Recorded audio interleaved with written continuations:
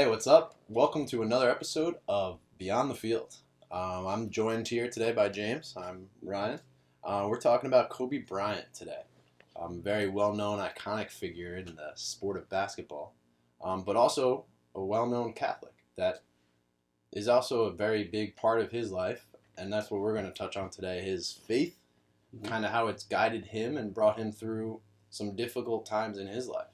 So let's start with him in the basketball sense. I mean, Kobe Bryant, probably up there, top 5 basketball player of all time.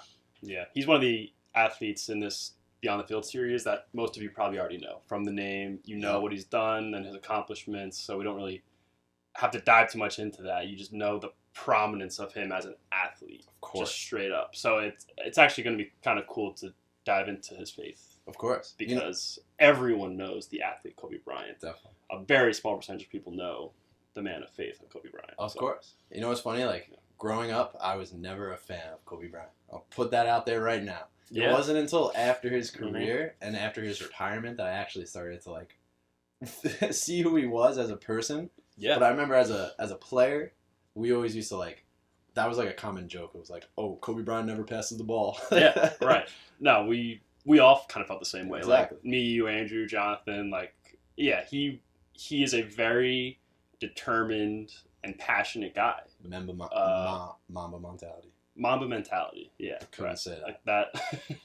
Yeah. It's been a long time.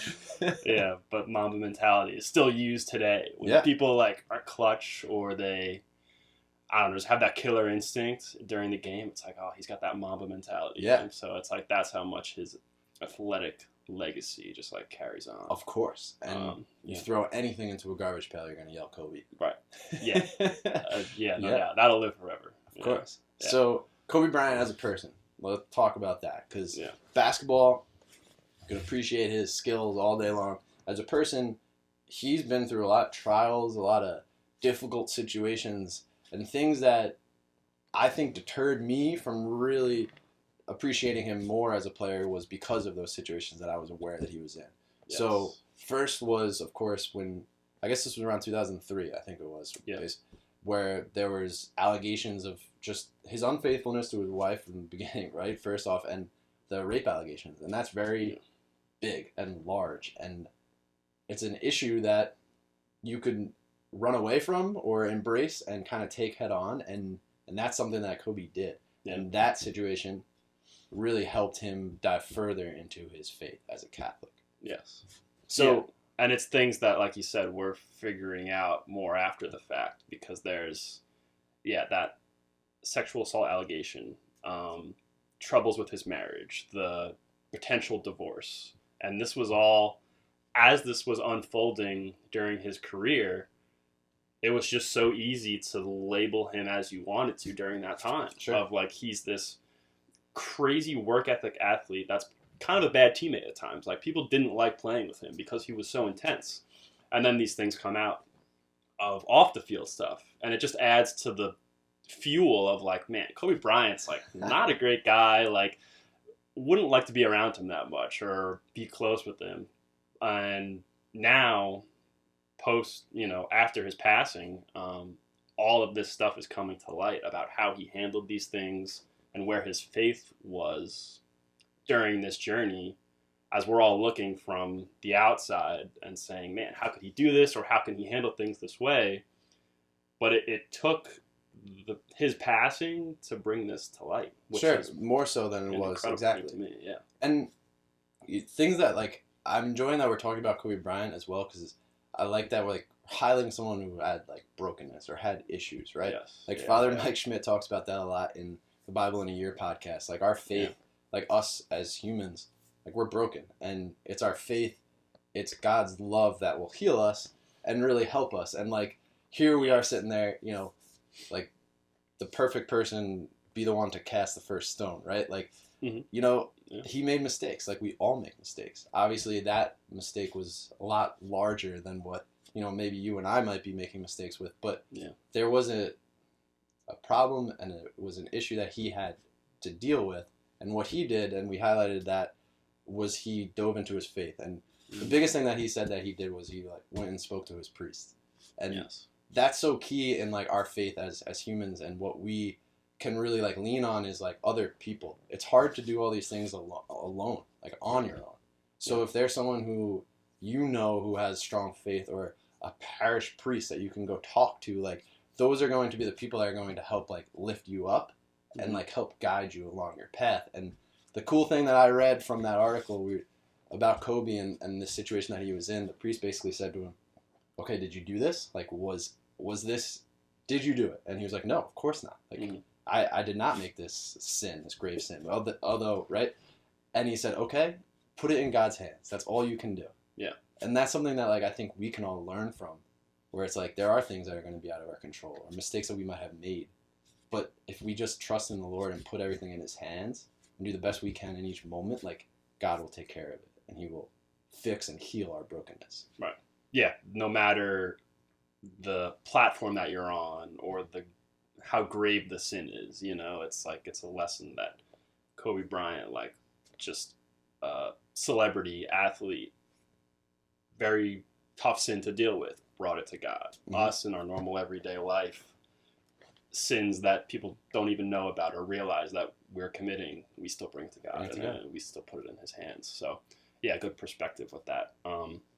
But yeah, so we can kind of like, I guess, just run through the timeline quickly of the sexual assault allegation, right? So you talked about, he was raised Catholic, grew up in Italy, I guess, which is kind of interesting. Fun fact. Yeah, I wanted to like do more research on that, about his life in Italy, but didn't really have time. But anyway, he grew up Catholic, and so when that happened, he brought it to his priest, and obviously tried to handle it the best way he could with that. Fast forward, the divorce filing. So his wife, at this point, is dealing with a lot. Her husband just cheated on her and was going through this whole crime investigation after the fact. So she had a lot on her plate, and I think it was in 2011, filed for divorce. And it said in this article that we read that Kobe fought to keep their marriage alive. And it seemed like his faith was part of that backing, or part of that thinking that he had, and that he knew there were mistakes that he made, and that there were, they had their issues on the table. And he said, yeah, like, we fight like everyone else, and we have these struggles that we're dealing with. But he realized how important it was to keep his marriage, for his wife's sake and for his daughter's sake. He's got 3 daughters. And that just took precedence in his fight to keep this marriage alive. Yeah, of course. Yeah, and in 2013, she withdrew the papers, and they remained married, past that point. So sure, just those 2 situations really stand out in his fight for keeping his faith amongst these 2 very significant trials. Definitely. In his life. And I think for us, like, what we could learn from that, because it sounds so deep and like, wow, like, that's a lot, like, for someone to deal with that. Yeah. But what he did, like, put his faith in God and let your faith really, like, heal you. And like we said before, like, God will heal your brokenness. When there are things that you're dealing with in life, trials and troubles and difficulties, like, bring it to God and let him, take care of it, because no one's perfect. We're all going to be making these mistakes, but it's God that can really ultimately help heal and help, bring light into the darkness. And so for me, like, post, Kobe's athletic career, and as he retired, he did a lot to help in a media world. He did a lot that he was focusing on in a media sense. And the focus for him and his wife with their charitable organizations was a lot for children, right? And helping them kind of find opportunities, right? Yeah, helping underprivileged families or children in poor communities, things like that. So really cool things that he had focused on, but I was really inspired by his involvement with media and that world, and what he was trying to accomplish there post his athletic career. Yeah. He had a really cool interview with A-Rod and Big Cat. Yes. On the Corp podcast. Really cool interview. Yeah. If you want to listen to it. But he talked about, like, his passions and his focus that he had on an athletic career and his athletic accomplishments, and kind of bringing it over to the media world. And he was really like involved in that and trying to build that. Yeah. And it was his passing and his like life that I started to learn about that kind of inspired me to be like, understand that there is a lot out there in media that we can kind of dive into, and like what we're kind of creating now with the Mustard Seed and Beyond the Field. Yeah. Like there are some inspirations from Kobe and from how we can create positive media outlets for people to learn and to, let's focus on our faith in different ways in a media sense. Yeah, definitely. So you touch on that interview from the Corp, and what I took from that as well, similar to what you're saying, is his passion to dive into the media world and that business. I think it was like filmmaking too. It was a whole media conglomerate thing that he was getting involved in and running. And you could just hear the passion that he had for it during that interview.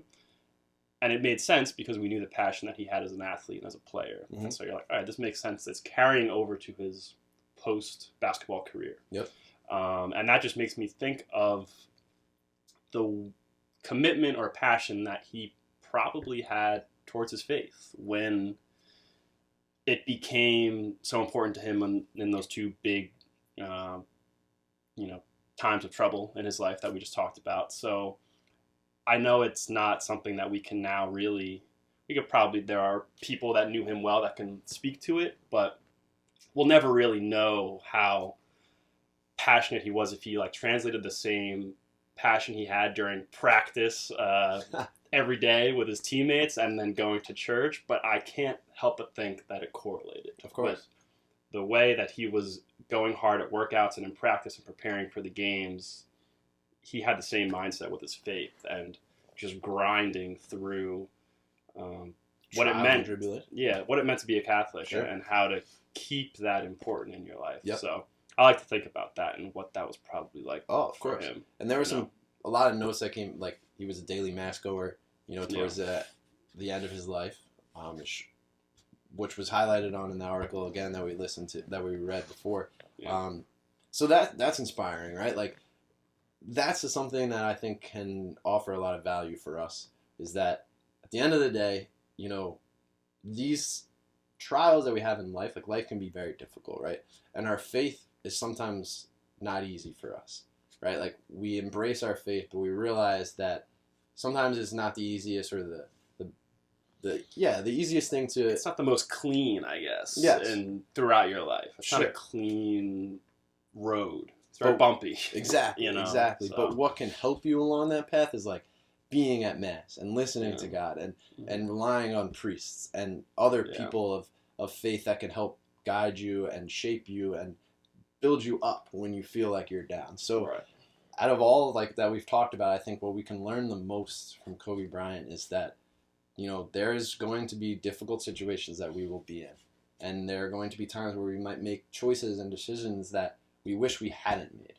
But it's God and it's our faith that can help, heal those broken times and help bring us to better times when we're in darkness. Yeah. And it's the faith and it's the way that Kobe leaned on others that can inspire us to kind of do the same.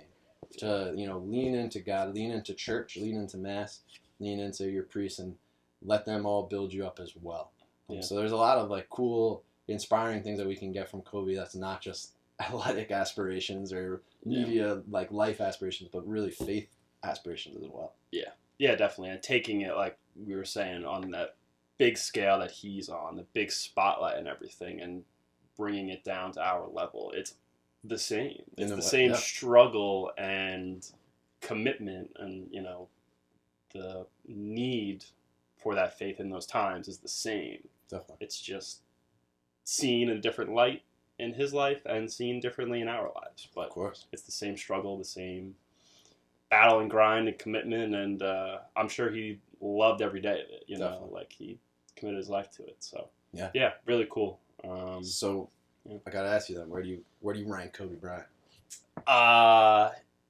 Athletically, basketball, NBA, best players. He's top 10 for me. I'm not good at ranking all time. I don't like to throw myself into those debates because people lived during times where other studs played that we weren't privileged to watch when we were not born yet. Fair. But from what I see, I say top 10. I can't put him in my top 5. No? I just feel like there's too many players out there. I'd put him in my top 5. You would? Yeah. And I wouldn't blame you for that, I wouldn't. But I think I'm at a point now where I'm putting him above LeBron James. Maybe it's a recency whoa, bias. yeah, I don't know. But I don't know. I've embraced his life and who he is and what he's accomplished, his winning. Yeah. I'm putting him up there. I'm going MJ, Kobe, LeBron. There's too many different perspectives you could have on that. You could look at it statistically, whatever, teammate-wise, all that stuff. So, but from the MJ, Kobe, LeBron debate, I'm putting Kobe right in the middle. I'm making him number 2. Okay. I'm putting LeBron in the 3rd spot. I respect that. I'm sticking to it. All right. Yeah. We could debate that on the next episode. We need more people to take that camp so we can, have that. There we go. Well, so this was an episode of Beyond the Field. Yeah. Thanks for listening. Mm-hmm. What do you think? Anything else you got to add, or are we all? No, I think we're good. Yeah. Stay tuned for the next Beyond the Field. Yeah, we'll keep getting into different sports, different athletes, and all their stories. So, cool. Yeah. Thanks for listening. All right. Peace.